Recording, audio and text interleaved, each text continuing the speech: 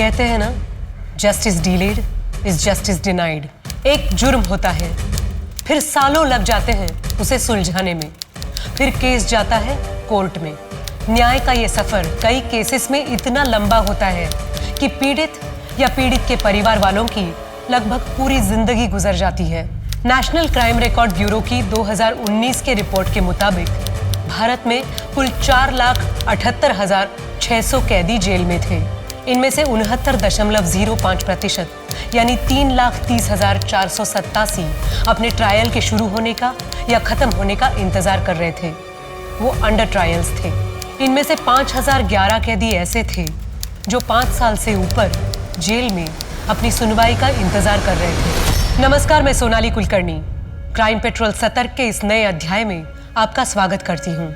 आज के केस में एक जुर्म साल 2011 में हुआ था जिसने उस वक्त पुलिस प्रशासन और मीडिया में हलचल मचा दी थी। दुर्भाग्यवश ये केस तकरीबन 1 दशक तक अनसुलझा रहा और उसका प्रतिघात तकरीबन 10 सालों बाद 2021 में हुआ। 6-7 मिनटी पे 10,000, 70 मिनटी पे 10,000, 2-4 पंजा पे 50,000, 51-50, 75,000, खाजा।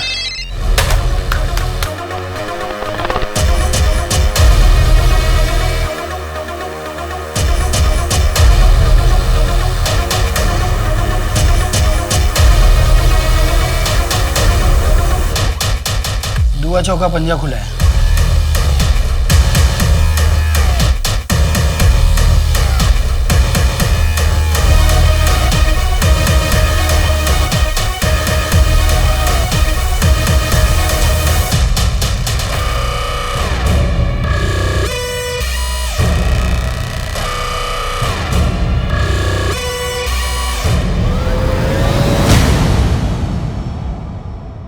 अवैध व्यापार और जुआ समाज की वो कुरीतियां हैं जिन्होंने अब तक ना जाने कितनी ही जानें ले ली होंगी। मेरा बच्चा क्या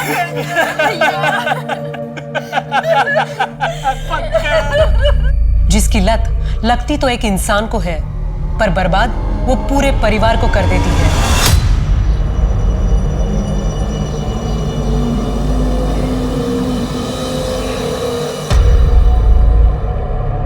और धंधा पानी कैसे चल रहा है तेरा?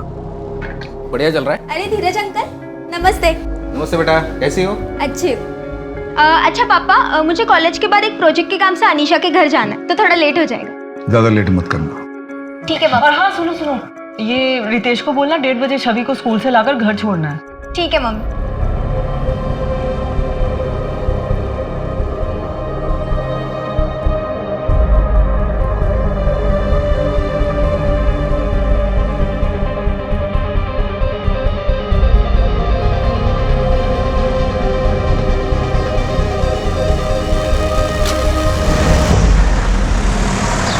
अजी, मैं सोच रहा था कि प्रियंका की शादी अपने बेटे पीयूष के साथ करवा दे, कैसा रहेगा?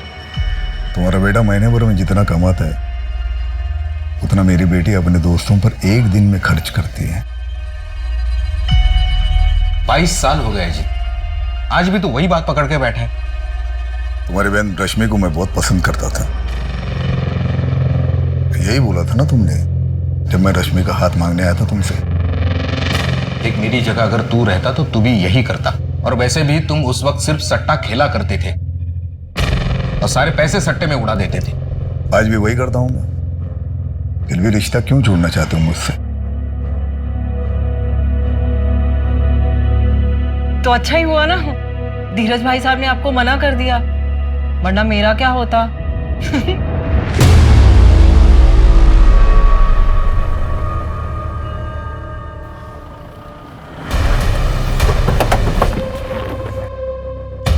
ओ साहब, एक मिनट साहब, कौन है आप लोग? ऐसे अंदर नहीं जा सकते।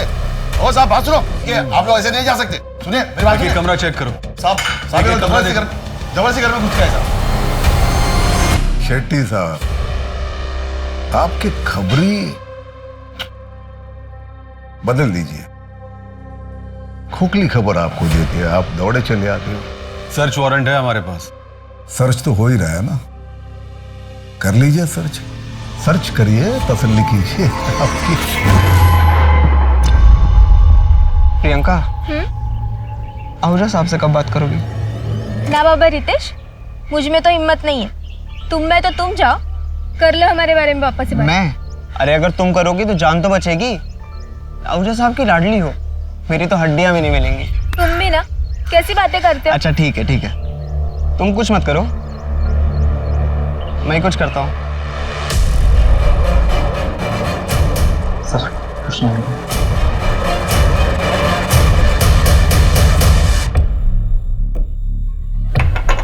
शेट्टी साहब, देखिए हम लोग शरीफ लोग हैं, आपको यहाँ कुछ नहीं मिलेगा। मैं डीसीपी साहब से बात करता हूँ तो बार बार आपको यहाँ आने की तकलीफ नहीं उठानी पड़ेगी।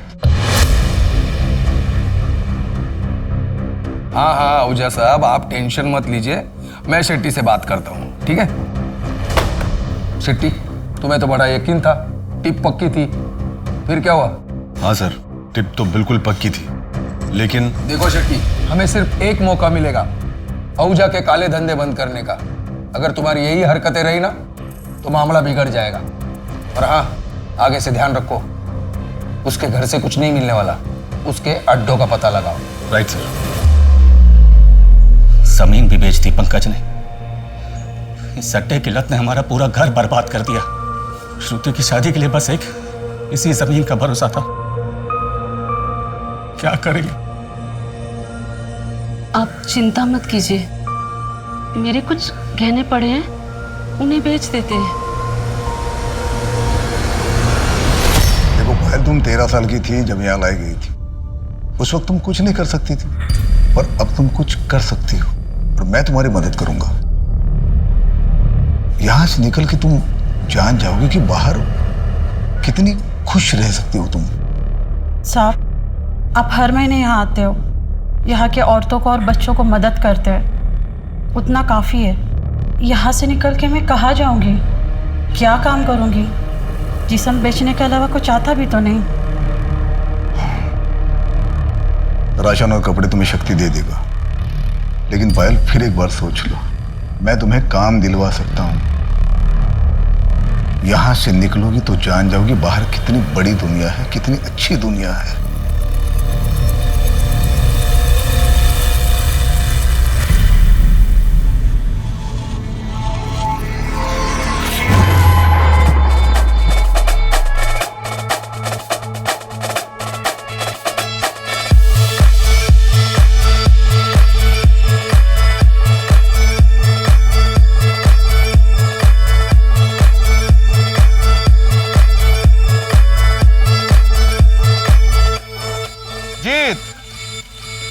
Congratulations! Thank you very much. अरे आज तो तेरे लिए डबल सेलिब्रेशन का दिन होगा। एक तो तेरी एनिवर्सरी और दूसरा इंडिया वर्ल्ड कप भी जीत चुकी। क्या हराया यार श्रीलंका को आज। सेलिब्रेट करते, चल चलो आओ।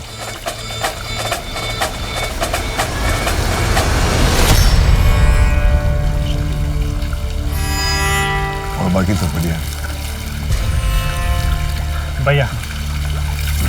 हाँ अरे वो आज मेरी खुशी में शामिल होने कैसे आ गए तुम? भैया मुझे आपकी खुशी से कोई प्रॉब्लम नहीं है।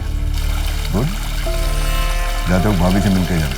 और सुनो, खाना खा के जाना। विदेश, तुम बहुत मेहनती हो। और सुनो, मुझे कोई फर्क नहीं पड़ता है कि तुम हमारे घर के ड्राइवर हो। किसी भी काम से कोई छोटा या बड़ा कभी नहीं होता। अपने अरमानों को बड़ा रखो, अपने आप बड़े आदमी बन जाओ। All the best.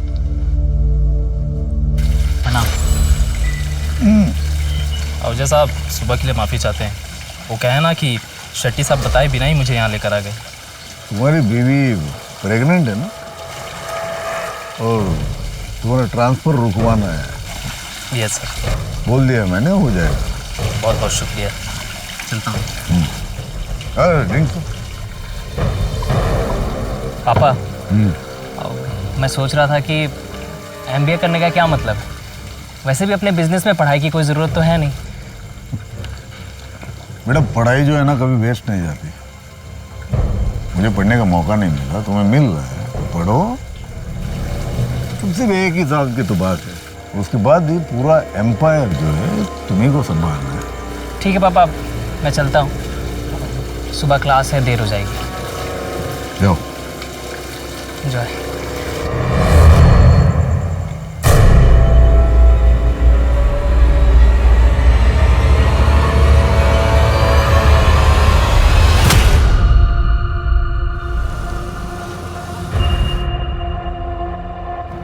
साहब, आपने हमारे बेटे की जमानत की बात की है क्या? शक्ति, मैंने तुमसे पहले भी कहा है, तुम्हारे बेटे के मामले में कोई मदद नहीं करूंगा तुम्हारी। रेप किया उसने, अगर उसे अभी छुड़ाऊंगा तो कल जाके किसी का मर्डर कर देगा वो। छोड़ो, इसे बढ़ाओ मत। क्या हुआ? देखता हूँ सर।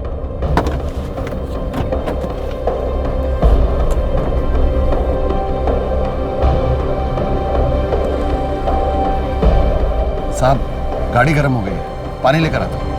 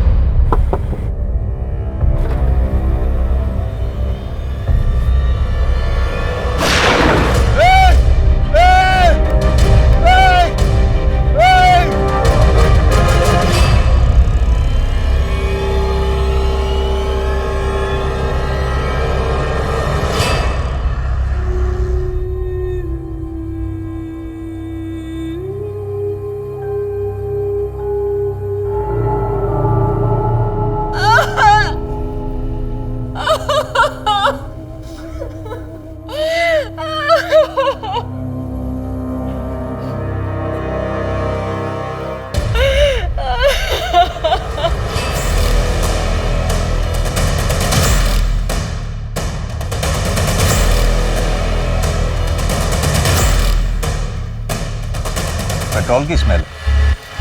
सर, पेट्रोल की पाइप पहले से कटी हुई थी। ड्राइवर शक्ति ने वहां दूर से एक आदमी को गोली चलाते हुए देखी। वो कंबल ओढ़े हुए थे। जब तक शक्ति भागकर यहाँ आया, तब तक वो आदमी 5 लाख रुपए कैश लेकर उस तरफ भाग चुका था। गणेश, ये आहूजा कोई मामूली आदमी नहीं था। इसके घर के बाहर सिक्योरिटी लगी रहती है, तो दिन दहाड़े उसकी गाड़ी की पेट्रोल पाइप काटना आसान काम नहीं है। सर, इस एरिया में काफी रॉबरीज होती हैं। इस बार आहूजा को टारगेट किया गया था, और ये आहूजा भी काफी कैश लेकर चलता है हमेशा। एक काम करो, इस एरिया में जितने भी गैंग्स हैं सबको राउंड अप करो।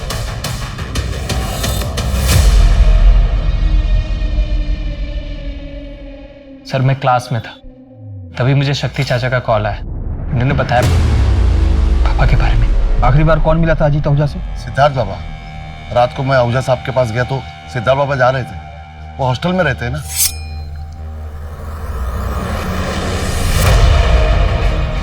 साहब, मैं निकलूं? हाँ शक्ति, तुम जाओ और सुबह 8 बजे आ जाना। वो कल नई साइट देखने जाना है। सर, मैं कल सिर्फ आधे घंटे के लिए ही आया था, उसके बाद घर चला गया। मैं सुबह ऑफिस के लिए निकल ही रहा था, तब खबर मिली। दीदी,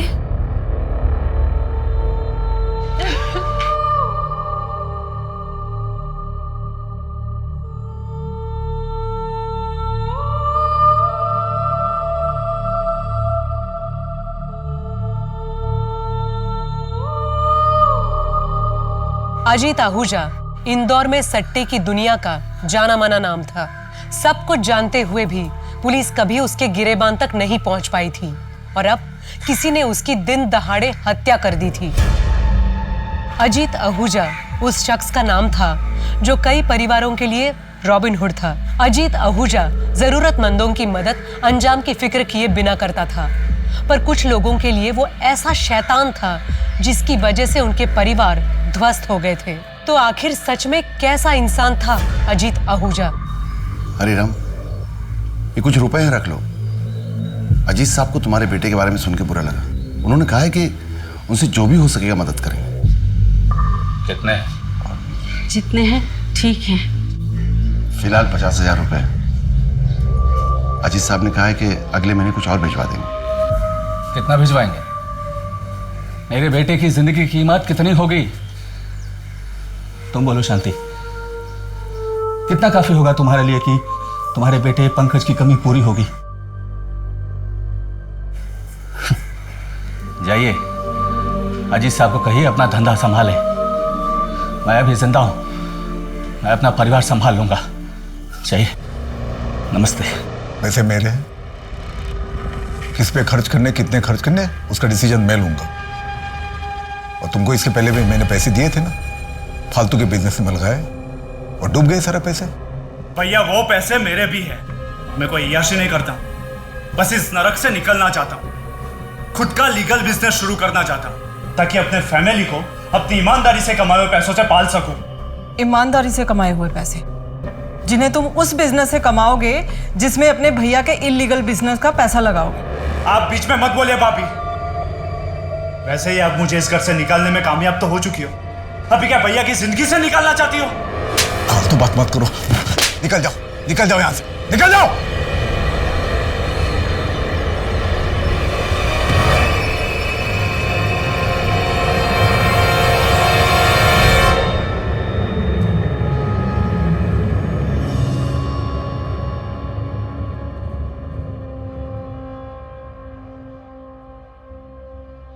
आप चिंता मत करिए भाभी, मैं सब संभाल लूंगा। बिजनेस को, बच्चों को, सबको संभाल लूंगा। सिद्धार्थ जब अपनी एमबीए पूरी कर लेगा, मैं खुद ही उसे बिजनेस सौंप दूंगा। मैं वापस नहीं जा रहा एमबीए करने। वो तो पापा की इच्छा थी इसलिए मैं कर रहा था, और अब पापा ही नहीं रहे। 13वीं तक तो रुक जाते तुम लोग, दुखी होने का थोड़ा दिखावा ही कर लेते। कोई नहीं संभालेगा बिजनेस। ये घर, परिवार और बिजनेस संभालने के लिए अकेली काफी हूं मैं।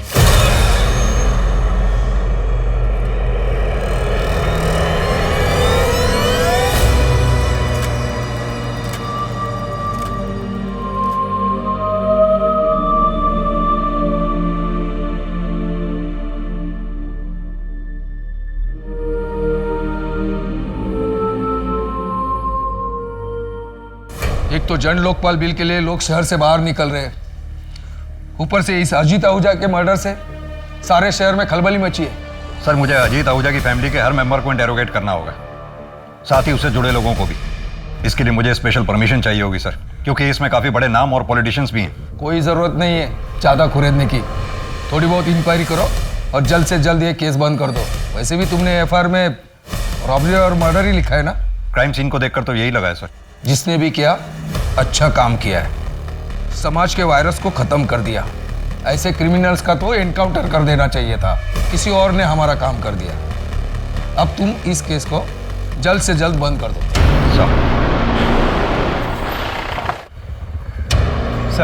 सर मैंने पता किया, आसपास के रॉबरी गैंग में ऐसी कोई इंटरनल बातें नहीं हुई और ना ही तो खबरियों के पास कोई लीड। अजीत आहूजा पे अटैक हुआ है, कोई भी रॉबर इस बारे में बात करने से कतराएगा।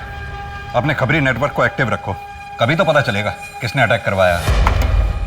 पेट्रोल का पाइप कटा हुआ था, यही बात मुझे खटक रही है। अब या तो कोई घर का स्टाफ हो सकता है या फिर कोई जानने वाला जो मर्डर के एक रात पहले उस पार्टी में वहां मौजूद था। सर ये पार्टी के कुछ फोटोग्राफ्स हैं, ये देखिए। सर अगर अजीत आहूजा के लाइफ से सस्पेक्ट छाटने बैठे तो दर्जनों होंगे। बहुत बड़ा एम्पायर था, और जितना बड़ा एम्पायर उतनी ज्यादा दुश्मन। तो घर से शुरू करते हैं। वाइफ सुमन, भाई वरुण, बेटा सिद्धार्थ, बेटी प्रियंका और ये दो स्टाफ शक्ति और रितेश। सर ये एक बेटी भी है, छवि, एडॉप्टेड है, मैंने पता किया। ब्रॉथल से रेस्क्यू करके लाया गया था इसे।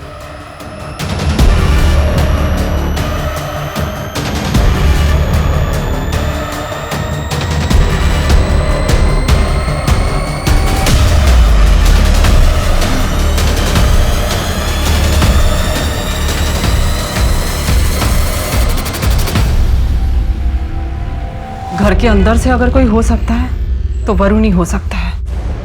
वो ना तो मुझे पसंद करता था, ना ही अजीत को।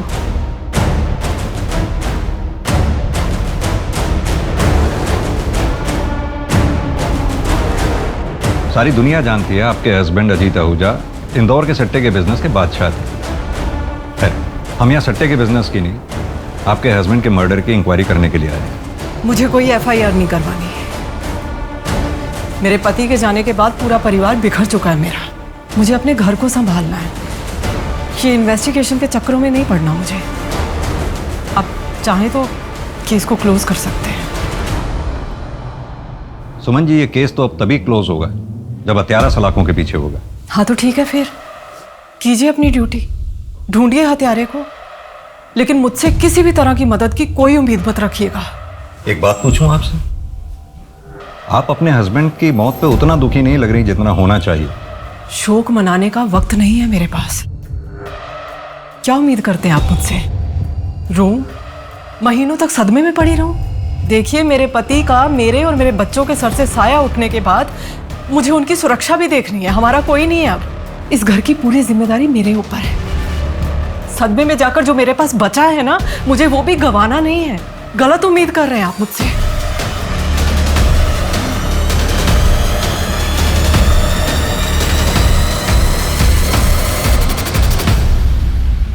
कौन हो सकता है इस मर्डर के पीछे? शतरंज का कोई ऐसा खिलाड़ी, शायद डीसीपी सर भी उसके प्यादे हैं। सॉरी सर, मन में खटका इसलिए बोल दिया। खटक तो मुझे भी रहा है।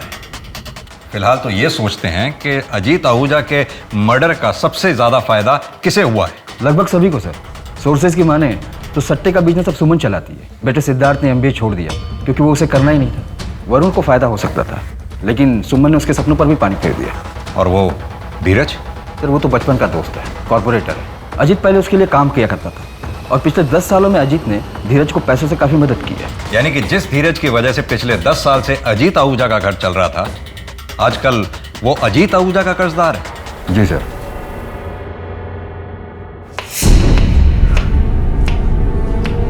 देखो ना, मैंने सब जेवर जमा करके देख लिए।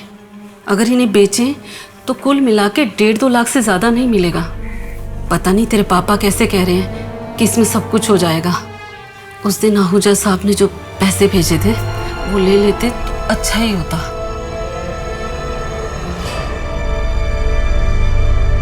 इतनी देर हो गई, तेरे पापा दूध लेने गए थे। 1 घंटा हो गया, अभी तक आए ही नहीं।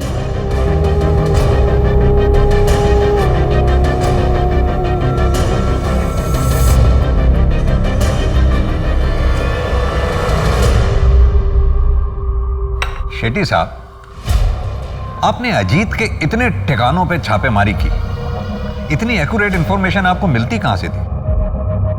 हमारे अपने सोर्सेज होते हैं और आप तो अच्छी तरह जानते हैं हम अपने सोर्सेज कभी रिवील नहीं करते। और आप डायरेक्टली डीसीपी सर को रिपोर्ट करते हैं? बिल्कुल। अजीत के मर्डर की प्लानिंग इतनी बारीकी से की गई थी, और यह काम वही कर सकता है जिसे कानून और सबूतों के बारे में बहुत बारीकी से जानकारी है। या तो वो पुलिस का कोई आदमी हो सकता है, या फिर कोई हिस्ट्री शीटर या हार्डकोर क्रिमिनल। आपकी नजर में भी तो कोई रॉबर्स का गैंग होगा ही जिसे आपने गिरफ्तार किया हो और जो अब बेल पे बाहर हो। आपका इशारा किस तरफ है चौधरी साहब? मैं बस सोच रहा हूं कि ये क्राइम एक परफेक्ट क्राइम। कोई भी क्राइम परफेक्ट नहीं होता। हाँ, हमें खोदना पड़ता है। एक आदमी था हरिराम, उसके लड़के ने सुसाइड कर लिया। सट्टे में अपना सब कुछ गंवा चुका था। उसके बाद हरिराम ने भी सुसाइड कर लिया, और हरिराम की तरह न जाने कितने परिवार अजीत आहूजा की वजह से बर्बाद हो गए। जो होता है अच्छे के लिए होता है। समाज के लिए खतरा था अजीत आहूजा। समाज के लिए खतरा अजीत आहूजा नहीं, उसका कारोबार है जो अब भी चल रहा है। मुझे इस बात का दुख है कि शतरंज के इस खेल में शह और मात देने के बावजूद, राजा के मरने के बावजूद, ये खेल आज भी चालू है, क्योंकि राजा की इस गद्दी पर अब एक रानी बैठी हुई। दुआ नवा मिंडी। ये मिंडी क्या होता है? साहिबा, नहले के बाद जो भी आता है उसे हम 0 में गिनती करते हैं, और 0 मतलब अपनी भाषा में मिंडी। ठीक है, तुम शक्ति से मिल लो और अगले हफ्ते से मटका 6 बार खुलेगा। 6 बार कुछ ज़्यादा ही रिस्क हो जाएगा साहिबा। और आहूजा साहब तो इतना रिस्क अभी। आहूजा साहब अब नहीं रहे। अब ये खेल मेरा है, और जो मैंने कह दिया वही नियम है। किसी को मंजूर नहीं है तो छोड़ के जा सकता है।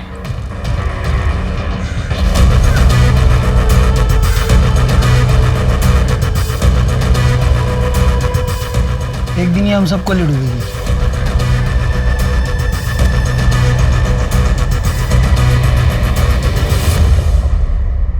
सर, अजीत की पोस्टमार्टम रिपोर्ट आ गई और बैलिस्टिक रिपोर्ट भी। सर, अजीत को पॉइंट ब्लैंक रेंज से सीधे हार्ट पर मारा गया था।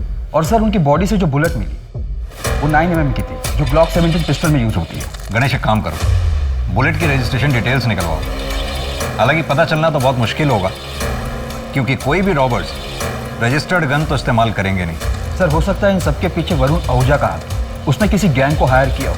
लेकिन मुझे लगता है इस शतरंज के खेल में बादशाह को मात देने वाला वजीर कोई और ही है।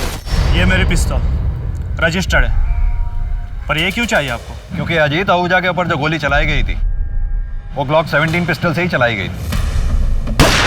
तो ये पिस्तौल किसी के पास भी हो सकती थी, भैया के पास भी थी। इनफैक्ट भैया ने सिद्धार्थ को ग्लॉक 17 पिस्तौल ला कर दी थी, वो भी कातिल हो सकता है। इनफैक्ट घर का कोई भी मेंबर कातिल हो सकता है। अब वो औरत सुमन से जाके क्यों नहीं पूछते? बहुत पहुंची हुई औरत है, मिडिल क्लास फैमिली से थी। भैया बिहा कर उसे लेकर आए थे, 2 साल में अपनी औकात बताना शुरू कर दी। शक्ति से पहले जो ड्राइवर था उसके साथ रंगे हाथ पकड़ी गई थी। भैया उसके प्यार में थे, माफ कर दिया। आज भैया तो नहीं रहे, पर वो राज कर रही है, करोड़ों के कारोबार की अकेली मालकिन। ये लो, लाइसेंस वाली है, 2 लाया हूं, एक तुम्हारे लिए और एक तुम्हारे भाई सिद्धार्थ के लिए। अपनी बेटी को कोई गन गिफ्ट करता है क्या? मुझे नहीं चाहिए ये, आप ही रखिए। और पापा टेंशन मत लीजिए, मुझे कुछ नहीं होगा। आप ही रख लीजिए ना इसे, मुझे तो आपकी चिंता लगी रहती है। मुझे कुछ नहीं होगा, तुम लोग सेफ रहोगे ना, मुझे कोई टेंशन नहीं। सिद्धार्थ की पिस्टल पिछले हफ्ते पॉलिशिंग के लिए दी थी और ये रही उसकी रसीद।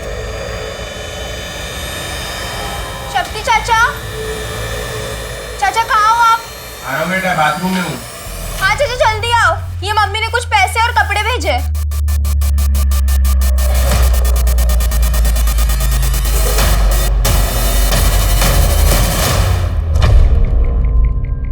सर मुझे लगता है कि वरुण ने जानबूझकर सुमन के अतीत का पत्ता हमारे पास फेंका, ताकि हमारा शक वरुण से हटकर सुमन पर चला जाए। लेकिन वरुण कह तो सही रहा है, अजीत आहूजा के जाने के बाद उसका सारा बिजनेस सुमन ने ही संभाल रखा, जिससे सबसे ज्यादा फायदा भी हुआ। अब जानना यह है कि सुमन का जिसके साथ अफेयर था वो ड्राइवर कौन था और वो अब कहाँ है। सर मैं पता लगाता हूँ। इस सट्टे के बिजनेस में कोई नया खिलाड़ी? ऐसा तो कोई सामने नहीं आया। एक एम्प्लॉय है ब्रिजेश, मैंने उससे भी बात की, पर उसकी तरफ से भी कोई खास जवाब नहीं आया। सर बिजनेस में राइवलरी तो होते रहती है, जो कि आम बात है। कोई नया बुकी जो ज़्यादा एम्बिशियस हो? यह सारा सट्टा तो आप अपने में ले लेते हो, हमें भी कुछ करने दो ना, हमें भी कमाने दो। अजीत भाई का ऑर्डर है, 1000 से ज़्यादा की बुकिंग कोई बुकिंग नहीं लेगा। इतना ज़्यादा मत उड़ो, जितने का बिजनेस दे रहा हूँ ना उसमें खुश रहो। एक्सक्यूज मी सर, प्रियंका का फोन। स्पीकर ऑन करो। हाँ प्रियंका बोलो। सैलरी तेरी 10,000 रुपए, तेरे घर में इतने पैसे आए कहाँ से? अजीत साहब को मारने के बाद कार से जो पैसे उठाए थे वो पैसे थे हमारे घर में। बिना हाथ लगाए कन्फेस कर लिया। अब ये भी बता दे कि अजीत आहूजा को मारा क्यों? तू तो बहुत वफादार था ना उसका। क्या सिला मिला 15 साल की वफादारी की? पैसों की जरूरत थी हमको, बेटे की जमानत करवानी थी। अजीत साहब हर अनजान आदमी की मदद किया करते थे, पर जब हमको जरूरत पड़ी तो साफ मना कर दी। उनको मारने से पहले भी हम बहुत हाथ जोड़े उनके पास जाके, किस हमारी मदद कर।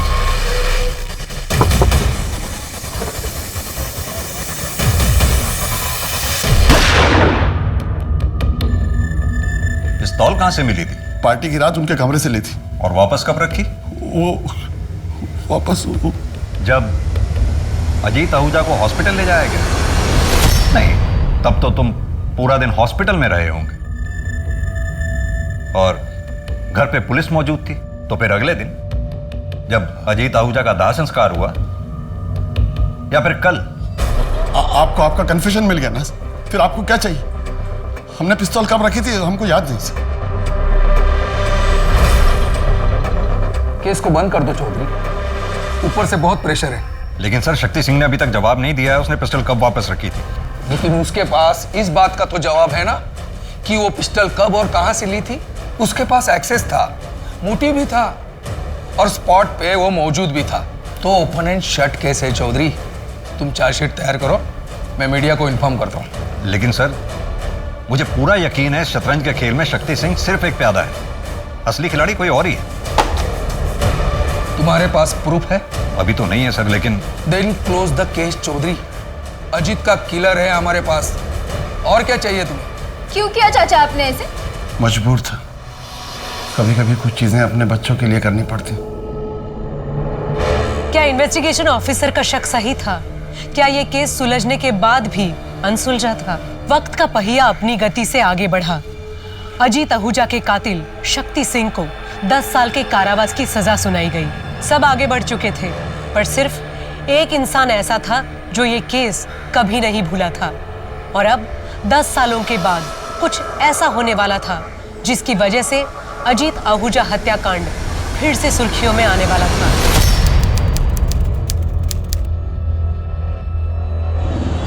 दस साल में बहुत कुछ बदल गया था। अजीत विला अब सुमन विला बन चुका था। कल तक सट्टे की दुनिया में एक राजा राज करता था, अब एक रानी राज कर रही है।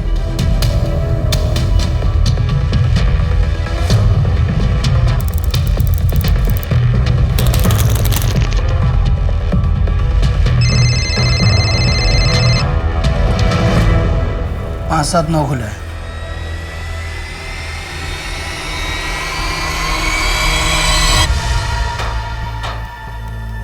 देखो अभी 6 महीने हो चुके हैं तुम्हें धंधे में। एक काम करो, तुम्हारे अंडर जितने भी छोटे मोटे बुकी हैं सबका लिमिट 100 का कर दो, और उसके ऊपर का जितना भी लिमिट है तुम खा जाओ। तो अगर किसी ने 100 से ज्यादा का गेम लगाया तो उसका पूरा पैसा मेरे पास आएगा। रिस्क भी बड़ा होगा, लेकिन तो अगर पाने में 1 लाख लगाया और नंबर निकल गया तो 1 लाख का 8 करोड़ देना पड़ेगा तुम्हें, और वो लोकल बुकी के सर पे नहीं रहेगा। अरे प्रियंका, तुम्हें ऑफिस छोड़ना था ना? हाँ मम्मी जी, मैं ऑफिस के लिए निकल रहा हूँ। ओके चलो मम्मी, निकलती हूँ।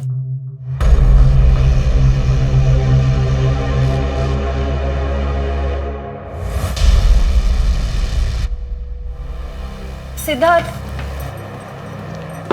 आपकी वॉच। थैंक्स। मम्मी, आप ऑफिस नहीं चल रही? हिसाब किताब पूरा गड़बड़ है तुम्हारा, इसे चेक करके शाम को आएंगे। अच्छा मम्मी, मैं सोच रहा था भोपाल में हैंडल करना शुरू कर दूं। कोई ज़रूरत नहीं है, रितेश अच्छे से संभाल रहा है ना वहाँ पर काम। तुम पहले ये इंदौर का एक इलाका तो संभाल लो ठीक तरह से, बाद में पैर पसारना। क्या हिसाब किया है तुमने?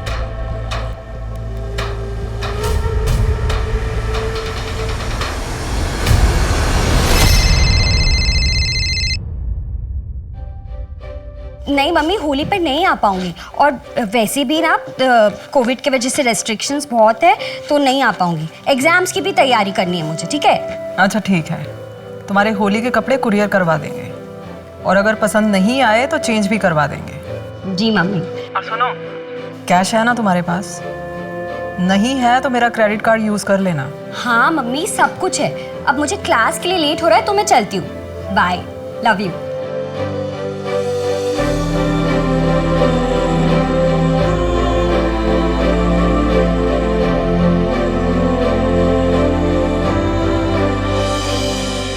सुमन, मुझे समझ में नहीं आता लोग तो बेच बाज के सट्टा क्यों खेलते हैं? लत है अजीत साहब, लत बड़ी बुरी चीज होती है, और प्लेटफॉर्म तो आपने ही दिया है ना उन्हें, खेलेंगे क्यों नहीं?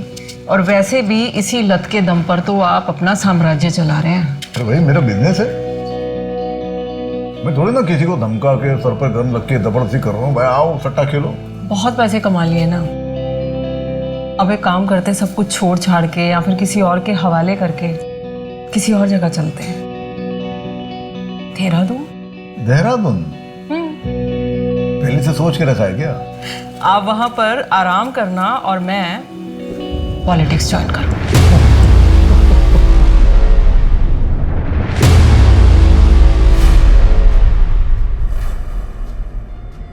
क्या हुआ? साहिबा गाड़ी बंद हो गई है, मैं देख लेता हूँ।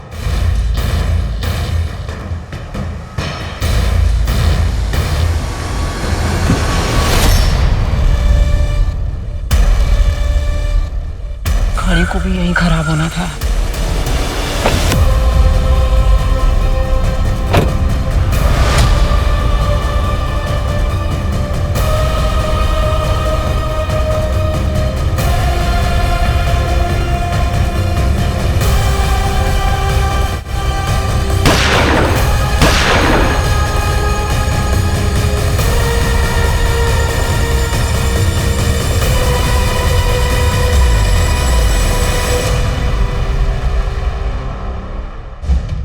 अटैकर के बारे में कुछ पता चला? देखिए, सुमन आहूजा पर जानलेवा हमला हुआ। हमारी इन्वेस्टिगेशन चल रही है। जैसे कुछ पता चलेगा हम आप लोगों को बता दें। प्लीज सर कहाँ तक पहुंचे? सर अभी सस्पेक्ट्स के बारे में कुछ बताइए ना। सर सुमन आहूजा के बारे में हमें कुछ बताइए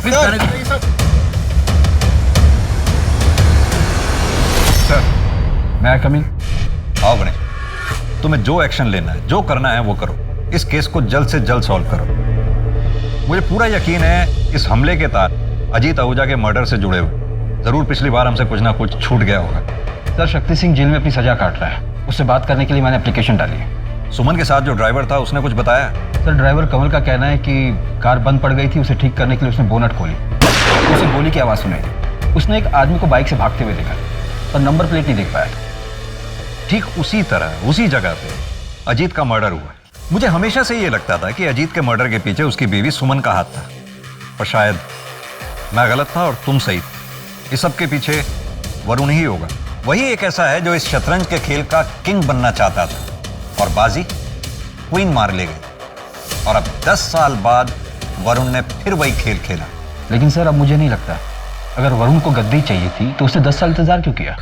तुम पहले शक्ति सिंह से बात करो। क्या पता 10 साल बाद अब वो सच्चाई बता दे। नीरज, लड्डू तो बहुत अच्छा है। शक्ति भाई, आपको कुछ पता चला क्या? आपके आहूजा साहब की बीवी के ऊपर हमला हुआ है। सूत्रों की माने तो सुमन आहूजा की हालत बहुत नाजुक है। हालांकि पुलिस और डॉक्टर अभी मीडिया से कोई भी बात नहीं कर रहे हैं।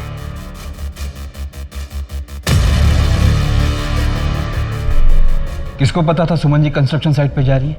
मम्मी अपने शेड्यूल के बारे में किसी को नहीं बताती थी और ड्राइवर को भी वो गाड़ी में बैठने के बाद ही बताती थी। दीदी दीदी, मम्मी कैसी है? ठीक है ना मम्मी?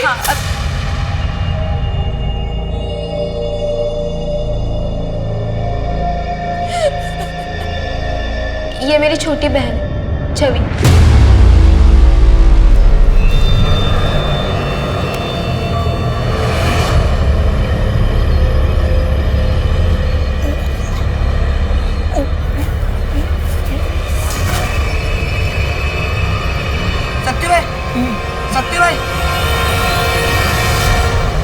शक्ति सिंह मरा नहीं, मारा गया। उसे मारकर एक और राज दफन किया गया। पर सुमन अभी जिंदा है। वो ठीक होकर जरूर पलटवार करेगी। सर, शक्ति सिंह का जेलमेट नीरज, कल ही उसे बेल मिली और कल ही उसने अपने घर से आए लड्डू शक्ति सिंह को खिलाए थे। इस नीरज की बेल किसने कराई? उसकी वाइफ ने। अब वो अपने गांव चला गया। ट्रैक करो, उसे फौरन उठा के ले आओ। वो सुमन को जो बुलेट लगी थी उसकी बैलिस्टिक रिपोर्ट आई क्या? जी सर, सेम पिस्टल, क्लॉक 70। 10 साल पहले अजीत आहूजा भी इसी तरह से मारा गया। तो क्या समझे, इतिहास अपने आप को दोहरा रहा है। सर, मुझे लगता है कि सुमन पर हुए अटैक के जड़ तक पहुंचने के लिए हमें अजीत के मर्डर केस की फाइल को फिर से ओपन करना होगा। इस शतरंज के खेल में पिछले 10 साल से लेकर आज तक जितने भी मोरे हैं सबको फिर से टटोल। शायद सुमन के केस की वजह से हम अजीत आहूजा के मर्डर केस को सही मायने में क्लोज कर पाए। सर, ये सेंट्रल जेल के विजिटर लिस्ट की कॉपी है। पिछले 10 साल में कौन कौन ड्राइवर शक्ति सिंह से मिलने आया था, इसमें सबकी एंट्री है। मैं शक्ति से मिलने इसीलिए जाता था ताकि अजीत भैया के असली कातिल का पता लग सके। वो तुम ही थे ना जिसने शक्ति सिंह की बेटी की बेल कराई और फिर अजीत को मारने के लिए कहा। सुमन पर अटैक भी तुमने ही करवाया था और शक्ति को भी अपने रास्ते से हटा दिया। तुम्हारे सच्चाई का आखिरी सबूत हो शक्ति सिंह, उसे भी खत्म करवा दिया तुमने। अभी तक सिर्फ फिल्मों में देखा सुना था, पर अभी सच में लगने लगा है। कानून अंधा होता है। आप लोगों को सुमन का असली चेहरा नहीं दिख रहा है? वो शराफत का चोला पहने हुए एक नागिन है और उसी के जैसे उसके बच्चे भी हैं। क्या पता है अटैक सिर्फ एक नाटक हो जो सुमन ने खुद करवाया हो। सुमन के पास कोई मोटिव ही नहीं है। 10 साल पहले अगर उसने करवाया होता तो हम ये मान लेते कि ये अटैक उसने हमें गुमराह करने के लिए किया, पर अब वो ऐसा क्यों करेगी? तुम गुमराह कर रहे हो हमें, जैसे पिछली बार सुमन के अफेयर के बारे में बताकर किया था। सर, इनका लॉयर आया है। गुमराह तो आप लोग खुद हो पिछले 10 सालों से।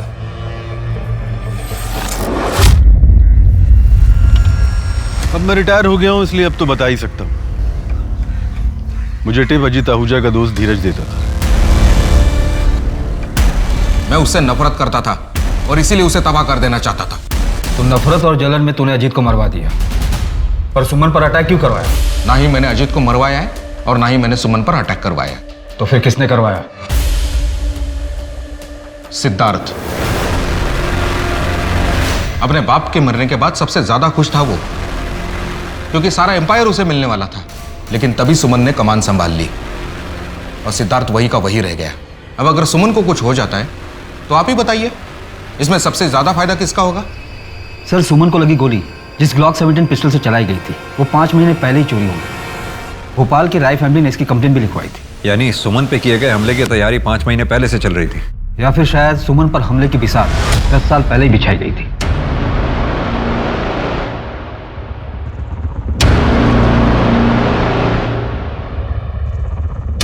अजीत मर्डर केस में हमारे पास ये सारे सस्पेक्ट्स थे। इन सस्पेक्ट्स में थे सुमन हमारी मेन सस्पेक्ट थी, लेकिन वो अब विक्टिम हो गई। बाकी बचे ये लोग। सर, 2 सस्पेक्ट्स और भी हैं। पहली छवि, सुमन और अजीत की अडॉप्टेड बेटी, और दूसरा रितेश, जो कि प्रियंका आहूजा का हस्बैंड है, जो 10 साल पहले उसका ड्राइवर था। सर, फिलहाल इस फैमिली में यही 2 लोग हैं जो ब्लड रिलेटिव नहीं है।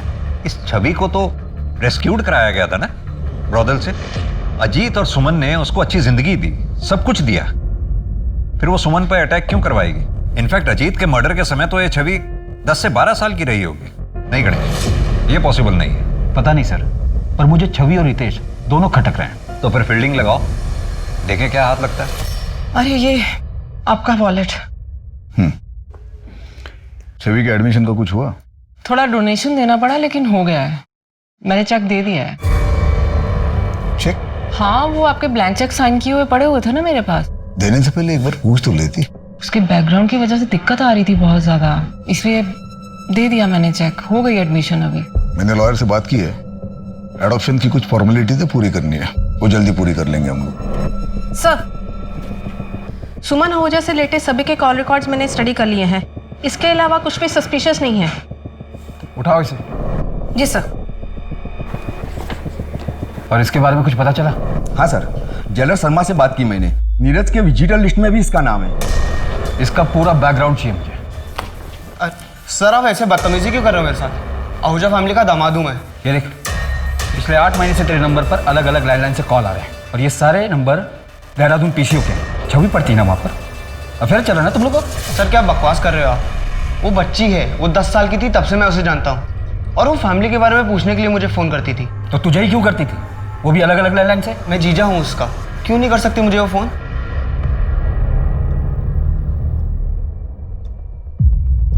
क्या ये छवि आहूजा आपकी बेटी है? हाँ साहब, क्या हुआ? देखो पायल, तुम 13 साल की थी जब यहाँ लाई गई थी। छवि मेरी ही बेटी है। सब ठीक तो है ना? आप लास्ट टाइम कब मिली थी? कुछ 1 साल पहले मिली थी।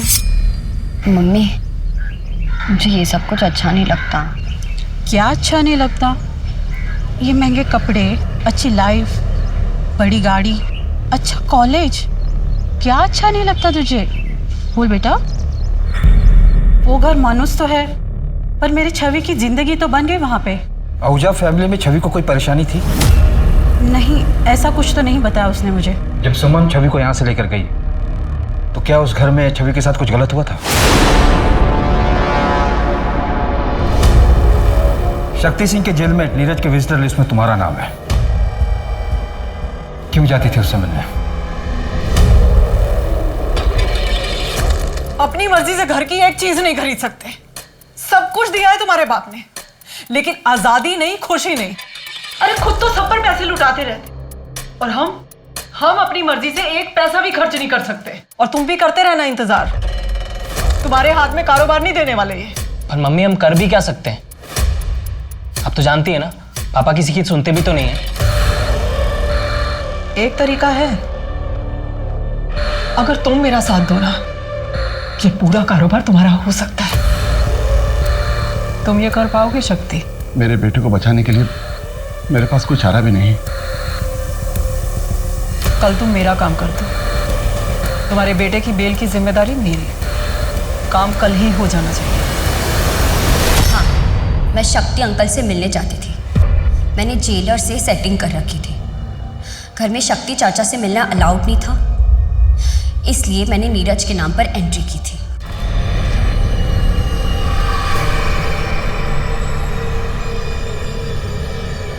शक्ति ने तुम्हारे पिता अजीत आहूजा का मर्डर किया, फिर भी तुम उससे मिलने जाती थी। क्या उनके मर्डर की वजह तुम थी? नहीं। तो तुम्हें पता है उनका मर्डर किस वजह से हुआ? किसने मरवाया था उन्हें?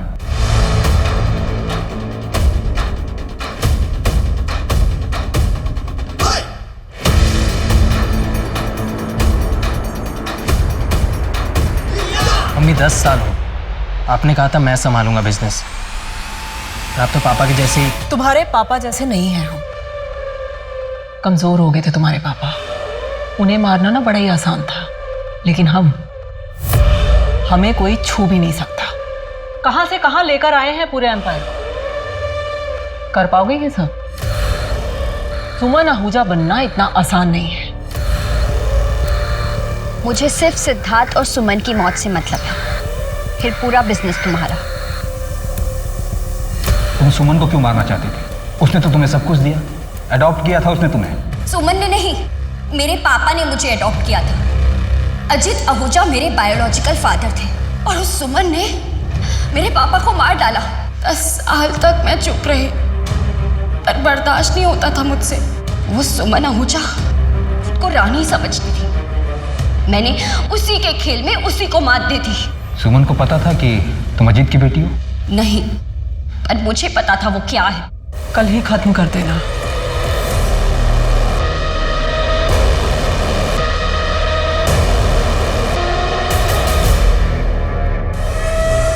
पुलिस ने सुमन आहूजा अटैक केस के साथ साथ अजीत आहूजा मर्डर केस को भी सुलझा लिया है।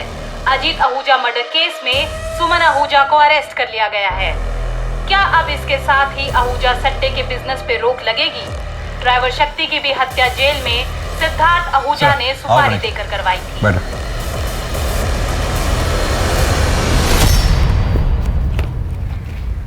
Congratulations, good work. Thank you sir. अब इस सट्टे के खेल से हमेशा के लिए छुटकारा मिल गया। राजा रानी दोनों को शह और मात। हाँ सर, इस बार कोई वजीर ना राजा की गद्दी पर बैठ जाए। 2011 में इंदौर के इस केस में सुमन आहूजा ने अपने ही पति की हत्या करवाई ताकि वो सट्टे की दुनिया पे राज कर सके। लेकिन अंत में क्या हुआ? सुमन, सिद्धार्थ और छवि तीनों जेल में हैं। किसी को भी क्या हासिल हुआ? सभी ने कुछ न कुछ खोया। जुर्म का रास्ता कितना भी आकर्षित क्यों न हो, पर अक्सर वो हमसे हमारी सबसे प्यारी चीज छीन लेता है। सट्टे की लत में कुछ लोग तो कर्ज में इतना डूब चुके होंगे कि उनकी पीढ़ियां तक भुगतान करेंगी। सरकार और पुलिस इस तरह के गोरख धंधे को बंद करने की पूरी कोशिश कर रही है और कई जगह पर वो सफल भी हुए हैं। लेकिन अजीत आहूजा का सट्टा बिजनेस आज भी चल रहा है। किसी को आज तक नहीं पता सट्टा कहाँ खुलता है। आज इंदौर में ये बिजनेस अजीत के ही परिवार का एक सदस्य चला रहा है। आप जानते हैं कि हम सब इस वक्त एक मुश्किल दौर से गुजर रहे हैं।